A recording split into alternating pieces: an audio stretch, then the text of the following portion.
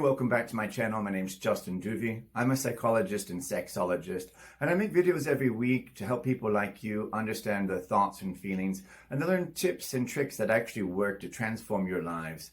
So if you're looking for professional advice that you can actually count on, stay tuned because today I've got a great video. I'm going to teach you about anxiety, the different types of anxiety, and what you can do about it. So there's different types of anxiety. When I work with people, I think it's important to break down exactly what type of anxiety you're actually experiencing. So clinically, I see 5 different types of anxiety. The first type of anxiety is existential. You're going to have anxiety just because you're breathing and you're alive.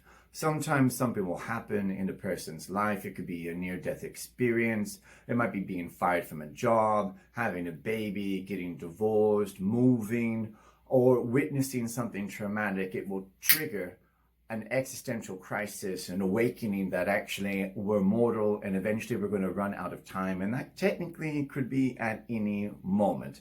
Now, I know that's a morbid thought for a lot of people, but when you can live with it in the forefront of your mind, life actually gets a lot sweeter. You'll appreciate it more.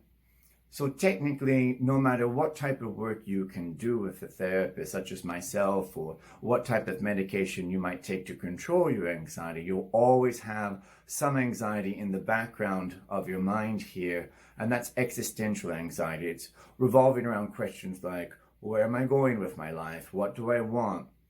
Does my life have meaning or purpose?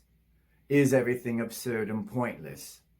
Things of that nature. So they're kind of the big questions in life, and whenever we think about it, or we remember that we're mortal, we have something which I call existential anxiety. The second type of anxiety that I see a lot of is going to be neurotic. So you might have heard about that word before. It used to be commonly used, not so much anymore, but neurotic anxiety is basically something like this. Oh, what are they going to think about the shirt that I'm wearing? Are they going to like it? Are they not going to like it? What are they going to think about the video that I'm making? Do they think that it's stupid? Do they hate my accent? What about the decor behind me? Oh my God, a piece of spit flew out of my mouth. Thoughts such as this, where you worry about what other people are thinking, creates neurotic anxiety. In short, you could say it's a type of anxiety where you don't need to worry, but you worry about really small things that technically you have no control over, like even the grass growing. So the third type of anxiety is going to be motivational anxiety. Oftentimes what will happen in people's lives is that they'll neglect things, obligations and responsibilities, the day-to-day things which we're supposed to do basically when we're adulting. So a couple years back, I have a good example of a case, and they were suffering from panic attack disorder, which is a quick cessation of panic attacks, one after the other, which sometimes too often seem inexplicable. So she came in and she was worried. I spoke with her. I looked high and low in her mind. Turns out that she was very stressed at work. Her au pair at home and cleaner, they weren't doing their job. She was very unsupported. The ex-husband wasn't paying child support. The kids were a mess. And she had laundry absolutely everywhere. So few people enjoy doing laundry. And if you're one of those people that actually like it, you're lucky. I, for one, can't support it. But when she came home, she saw these piles of laundry everywhere. So there were little sort of monuments to her failing. So she had all of these signals all over her life saying, you're failing, you're failing, you're failing, you're failing. And she felt like a failure. So I said, I bet it's the laundry. She also complained about the dining room table and chairs. And I said, why don't you change it? And she hired an interior designer, and then they came over and did what they do best and redecorated. And guess what? Panic attacks disappeared. They were there because she wasn't being true to herself.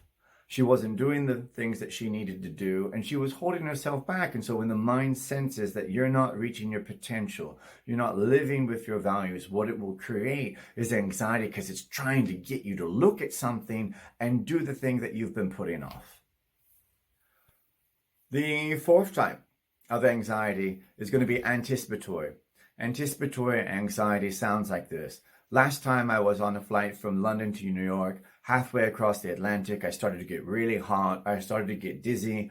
And then I just had a panic attack. What happens if this time on the same flight, I have another panic attack? It was really embarrassing last time. I didn't think I was going to make it. I thought I was going to die. It was really upsetting. You worry about worrying. Anticipatory anxiety is worrying about worry. And finally, the fifth type of anxiety is going to be drug-induced anxiety. Now, that type of anxiety is kind of like what the name suggests. It's induced because of a recreational or a prescription drug. Our bodies are trying to communicate to us. It's important that you learn how to listen to it. If it's a prescription drug, keep taking it, but do talk to your doctor if you feel that the anxiety is too much to handle. If it's a recreational drug-induced anxiety spell, you probably need to do that less often or in a smaller quantity, or just remember that you're going through a calm down. So I have a lot of clients that will use drugs recreationally, and upwards of a month, they'll still have a change in their thought patterns. That's because the drugs that we take, whether we take them for actual medical reasons or we're taking them just to have a good time, will affect the brain's chemistry. And I think most people I work with really grossly underestimate just how delicate the balance is in between the space here in between your ears. There's a lot going on many different levels. And if you start to tweak it ever so slightly, even if you're just having a couple glasses of wine, it can trigger a spell of anxiety, thoughts which race, feeling hopeless. Intrusive, disturbing thoughts can all happen because you're coming off of drugs or you're on a prescription, which unfortunately has a side effect of anxiety. Best way to deal with that is to put it into a context or to do one of the following tips, which I'm going to share for you now. Okay. So if you skipped ahead in the video, this is the bit of the tips that you've been looking for. And if you've been watching the entire time, I really appreciate it. If you like the content, make sure you remember to subscribe or share this video with your friends and family that also struggle with anxiety. It does tend to run in families and everybody alive has it. So share these tips if you find them helpful. Now, there's a few things that you can do which are really simple, and you can start doing them today, which means you can start experiencing help now. This is what you're going to do. First up, I want you to pay attention to the posture of your body. That's right, your body posture. So the mind, through millions of years of evolution, has developed an association. If you think about somebody who is confident, you don't have them in their mind kind of hunched over like the letter C. You have them straight, chest up, shoulders back, head up. That produces a correlation. And in some cases, correlation does prove causation. In other cases, correlation does not prove causation. But here's one where there's a definite strong correlation or connection. So if you pay attention to your body and you sit straight up or you are standing upright, what you've got is a spine which is straight. And that means your diaphragm can now flow in and out, in and out. Then the diaphragm is that muscle which allows your stomach to go out and in and out and in. It's how we exhale the air that's actually in our lungs. What happens most of the time when people are experiencing anxiety, they have a compressed diaphragm. They're hunched over. And that means that they're breathing in a shallow way. And if you're breathing in a shallow way, the mind's going to go, ooh, there's some danger. I got to get out of here, because shallow breathing is what we do when we're running or when we're fighting or when we panic and we freeze. We're breathing in a shallow way. And if you're out in public and you don't know if you're anxious or not, because a lot of times we don't know what we're actually feeling, you can do something really discreetly. I teach a lot of my executives this technique. They can sit in a meeting and just put their hand over their mouth. They're still listening, they're engaged, but underneath that hand, they're panicking. And what they're testing is the temperature of the breath. If you have shallow breathing, you're going to be doing you do that with the letter H and you exhale. It's hot. Hot is wrong. You don't want hot air when you're anxious, because if you're doing that, you're continuing to breathe in a shallow way, which means you're continuing to send the amygdala in your mind a message: produce more adrenaline, there's danger, I've got to fight, I've got to flight, or I've got to freeze because my life is in danger. What you're looking for is a coolness to your breath. So if you make the letter O, and you breathe out and you focus on bringing a smoothness to your breath, what you're going to notice is that it's cool. So when you're in a meeting or you're out at a dinner party and you don't know if you're anxious or you don't want people to know if you're anxious, I want you to very discreetly cover your mouth, and I want you to feel the temperature on the back of your hand. You're going for cool. If it's cool, keep doing that and send yourself a little supporting message in your mind. I am safe, because that is the contrary to I am in danger. And I am safe, mind goes, oh, there's nothing to worry about here. And you'll relax. Give it some time. You've got to process that adrenaline. If you're at home, second tip, outside of paying attention to your body posture, a lot of times we want to freeze. Why is this happening? You need to start moving. You've got a reservoir of anxiety flowing through your nervous system, and what you need to do is metabolize it. So if you were going to go to the grocery store, go to the grocery store.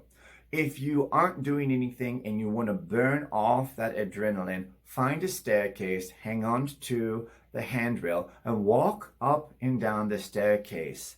Do it over and over again, maybe 5 times. Because what you'll do is that you're focusing on the environment around you. I want you with mindfulness, just start to pay attention to, what does the handrail feel like? Is it rough? Is it smooth? What color is it? What's the temperature of it? What does the stairs underneath your feet feel like? What you're doing at the same time by bringing yourself out and focusing on your environment, you're also sending yourself the message that I am safe. I'm looking at these things. You're distracting your mind. You're stopping the production of adrenaline, and the adrenaline that's made you feel so anxious, what you're doing by moving up and down those stairs, you're burning it off. Which means shortly after you start to move more and you get the blood circulating in your body, you're going to be calmer. Try it. The next tip that I have for you for your anxiety is pretty simple, but I think the best types of food are simple. It doesn't have plastic, doesn't have chemicals in it, it's organic. The best type of mental health advice is also just as simple too. It's wholesome, it's simple, it's not complicated, which is why most people struggle with mental health. They try and make it too complicated. So let me simplify it for you. Anxiety is normal. That's right, completely normal. Everybody has anxiety. It's often mislabeled, or a person might suppress it, but it's there because they're alive. And everybody deals with it in different ways. The trick is to find a way which works for you. So when you can tell yourself it's normal to have anxiety, anxiety means I'm alive. Anxiety means I care about my future, because we tend to be concerned about what is to come in the future, not really what happened to us in the past. That's usually shame or embarrassment. That's for another video, another day. But contextualize it and normalize it. What I see a lot of people doing wrong is that they will pathologize things which are totally normal. For example, I've never had somebody come in and go, oh my God, there's this weird fuzzy thing on top of my head. It grows. Sometimes I have to get it cut, but don't worry, it doesn't hurt. Well, they're describing their hair growing. I've never seen that case yet, maybe one day. But I see people every single day pathologizing thoughts and feelings, which is why we have psychologists and sexologists to explain what's going on with our thoughts and our bodies. But anxiety is normal. So when you're anxious, just tell yourself it's normal. It's like happiness, it's like sadness, it's like anger. All feelings have a value, and all feelings are trying to communicate a message. What therapists are trying to teach you, or what your thoughts and feelings are trying to teach you, is trying to decipher what's really going on. So if you're finding your anxiety confusing, working with a professional is a good idea. And that brings me on to my next tip. If you are struggling and the breathing doesn't work for you, meditation isn't working, exercise isn't working, listening to music isn't working, talking about it with a friend isn't working, it's time to talk to a professional. And working with a therapist who's qualified, who has experience, can make a tremendous difference in your anxiety. Also, taking medication in some cases is appropriate. Depending upon the level of experience that your therapist has, they'll be best to indicate whether or not they think that you need to try a prescription. Now, most therapists aren't prescribers. You'd have to go and see a psychiatrist. That's a specialized doctor that specializes in mental health issues. They could prescribe you. a prescription for anxiety, which a lot of times they would prescribe an SSRI like citalopram or sertraline, Zoloft. Those types of drugs are used often because they have a calming effect to them. In some cases, a person might be prescribed a group of medication called a benzodiazepine. Those are drugs which are controlled and they can be addictive. So if you have a short burst of anxieties or panic attacks, you might have a prescriber like a GP or a psychiatrist that will write you that. Don't abuse those drugs. They are habit forming. They do actually lose their efficacy if you abuse them also, so you won't actually have the sort of calming effect that they can produce if you use too much of them. And don't combine it with alcohol because they make you really groggy. So those are other things that you can do for your anxiety. And lastly, it's just taking care of your body. You will be amazed at the difference that drinking enough water, exercising, sleep, and food in the right quantities can produce. Oftentimes people get anxious because they're not taking care of their body. So I always look at things that are happening in my clients' lives from a holistic point of view. I think the majority of the cases are best treated in that way, but that's my professional opinion before I would move to make a recommendation for drugs, or I would use a different type of cognitive behavioral therapy.